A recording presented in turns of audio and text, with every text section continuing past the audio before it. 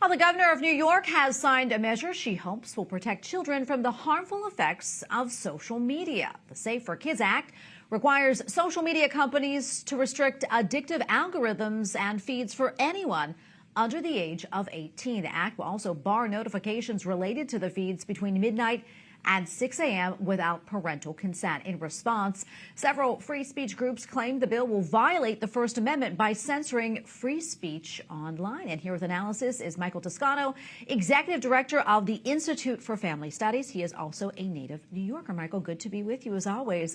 First off, your reaction to this landmark bill, which comes right on the heels of the U.S. Surgeon General saying earlier this week that warning labels should be on social media platforms. My initial reaction is one of praise and gratitude toward Governor Hochul for her leadership on this.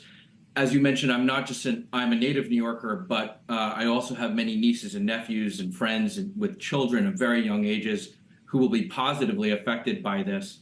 It's becoming clear the U.S. Surgeon General's call for putting health warning labels on social media platforms is becoming clear that there's a strong connection between this and negative social mental health trends among adolescents. And so I'm just really thankful. And it's great that New York is stepping up, a blue state and red states. It's a bipartisan effort, and I think it's great.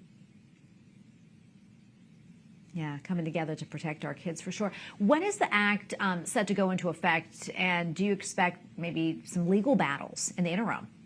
Well, the act won't go into effect until sometime later, but yes, there will certainly be legal battles for a lot of laws around the country that have been passed. There have been lawsuits against them to try to preliminarily enjoin them, and the mistake that these lawsuits tend to make is that, as you said above, is that they claim that these are infringements on free speech. But the purpose of these platforms for young people is not to offer them opportunities for speech. It's to addict them to algorithms. And the value of these addictive algorithms to these companies is that it creates a lot of data that these companies can then sell, so that way these young people can be advertised to by other companies. So when Governor Hochul goes after the power of these companies to addict them by algorithm, what she's doing is doing a kind of incision maneuver where she is breaking these social media companies from the incentive to addict our kids. And I think this is not a speech issue. This is a health issue.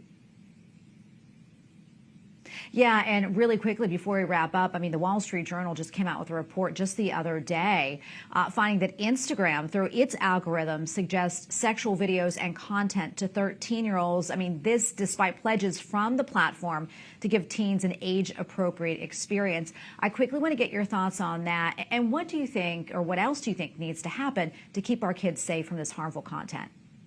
Well, I think that obviously that's important. The most important thing, I think, though, beyond what Governor Hochul has done, is to try to find a way to just get kids off of these platforms until they are of an age to deal with them in a mature way.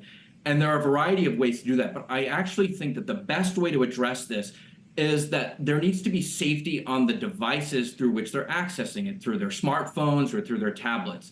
And these devices have app stores that make a lot of money off of the advertising revenue that comes through having apps like Meta and from Meta, Instagram, and other companies, TikTok, that are available to kids. So just like any other store, we need to apply ID. If you are old enough to get on these apps on your desktop, then you should also be required to prove they're old enough to get it through the App Store. Yeah, really great point right there. Thank you, Michael, so much for weighing in. We always appreciate it. God bless. Thank you very much.